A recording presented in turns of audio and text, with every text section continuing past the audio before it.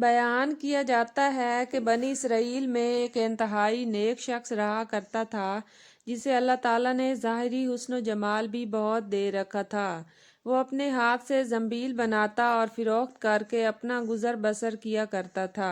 ایک دن وہ بادشاہ کے دروازے پر سے گزر رہا تھا کہ بادشاہ کی بیوی کی خادمہ نے اسے دیکھ لیا۔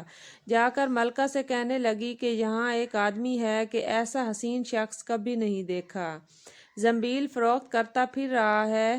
ملکہ نے حکم دیا میرے پاس لاؤ۔ اسے لایا گیا تو اسے دیکھتے ہی ملکہ اس پر لٹو ہو گئی۔ کہنے لگی زنبیلیں پھینک دے اور یہ چادر سنبھال۔ باندی سے کہا تیل اور خوشبو وغیرہ لا، ہم اسے اپنی حاجت پوری کریں گے۔ اور عابد سے کہنے لگی کہ اب تجھے زنبیلیں بیچنے کی ضرورت نہیں رہے گی۔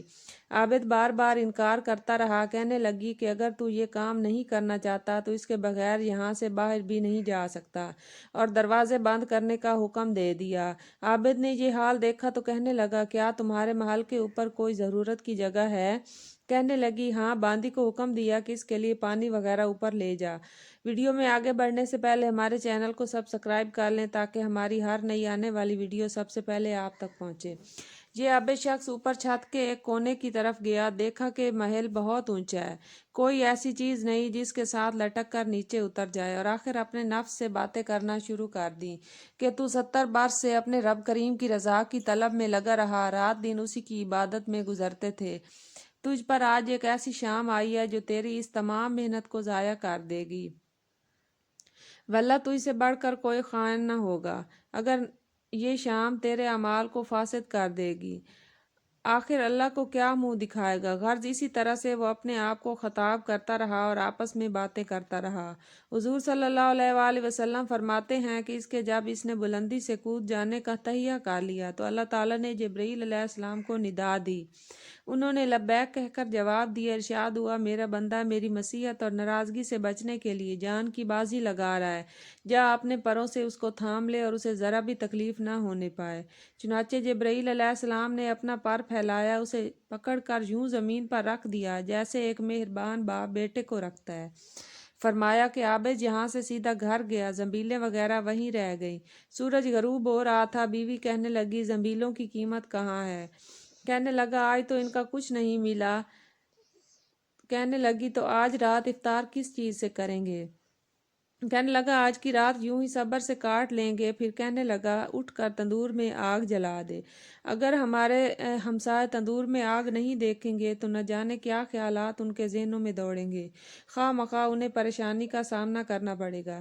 بیوی نے اٹھ کر تندور میں آگ جلا دی اور خود واپس آ کر بیٹھ گئی۔ ایک پڑوسن آگ لینے کو آئی، پوچھا آگ ہے؟ جواب ملا آگے بڑھ کر تندور سے لے لو۔ یہ عورت آگ لے کر واپس ہونے لگی تو گھر والی سے کہنے لگی کہ تو یہاں بیٹھی باتیں کر رہی ہے، ادھر تیری روٹیاں پک چکی ہیں بلکہ جلنے کو ہیں۔ عورت نے اٹھ کر دیکھا تندور بہترین روٹیوں سے بھرا ہوا تھا۔ عورت نے انہیں برتن میں رکھا اور خامد کے پاس لے آئی اور کہنے لگی کہ تیرے ساتھ اللہ تعالیٰ کا یہ معاملہ تیرے بلند درجات کی وجہ سے ہی ہو سکتا ہے، لہٰذا تو اللہ تعالیٰ سے دعا مانگ کہ ہماری باقی عمر خوشحالی اور فراغی میں گزرے۔ عابد کہنے لگا اسی حال پر صبر اچھا ہے، مگر عورت کا اصرار بڑھتا گیا، حتیٰ کہ عابد نے دعا کرنے کا وعدہ کر لیا۔ آدھی رات کو اٹھ کر نماز پڑھی اور اللہ تعالیٰ سے دعا مانگنے لگا کہ اللہ میری بیوی کا اصرار اور تقاضا یہ ہے کہ اس کو باقی عمر میں خوشحالی اور فراغی عطا فرما۔ اتنے میں چھت پھٹ گئی، یاقوت اور موتیوں سے بھری ہوئی ایک تشتری نیچے آئی جس سے تمام گھر جگمگا اٹھا۔ عابد نے بیوی کا پاؤں دبایا جو قریب ہی میں سوئی ہوئی تھی اور کہا کہ اٹھ کر بیٹھ، جو کچھ مانگتی تھی وہ سنبھال لے۔ عورت بیدار ہو کر کہنے لگی جلدی نہ کرو، اس مقصد کے لیے تو نے مجھے نہ ہی جگایا ہوتا۔ میں تو خواب دیکھ رہی تھی کہ سونے کی بہت سی کرسیاں بچھی ہوئی ہیں جو بہت سے ہیرے جواہرات سے لدی ہوئی ہیں، مگر ان میں سوراخ ہیں۔ میں نے پوچھا یہ کرسیاں کس کی ہیں؟ جواب ملا یہ تیرے خامد کے بیٹھنے کے لیے ہیں۔ میں نے پوچھا یہ سوراخ کیا ہیں؟ جواب ملا یہ وہی نقص اور کمی ہے جو دنیا کی جلد بازی کی وجہ سے واقع ہوئی ہیں۔ تو میں نے کہا کہ میں کسی ایسی چیز کی خواہش نہیں رکھتی جس سے تیری نشست گاہ میں نقص پیدا ہو، لہٰذا اپنے رب سے اسے واپس کرنے کی دعا کر لو۔ عابد نے دعا کی اور تشتری واپس چلی گئی۔ واقعہ کا سبق: بے شک جو اللہ کے خوف سے اپنے آپ کو نفسانی خواہشات سے بچاتا ہے تو اللہ تعالیٰ یقیناً اس کی مدد فرماتا ہے۔ اللہ پاک سے دعا ہے کہ اللہ پاک ہمیں اس واقعے سے سبق حاصل کر کے اس پر عمل کرنے کی توفیق عطا فرمائے۔ آمین۔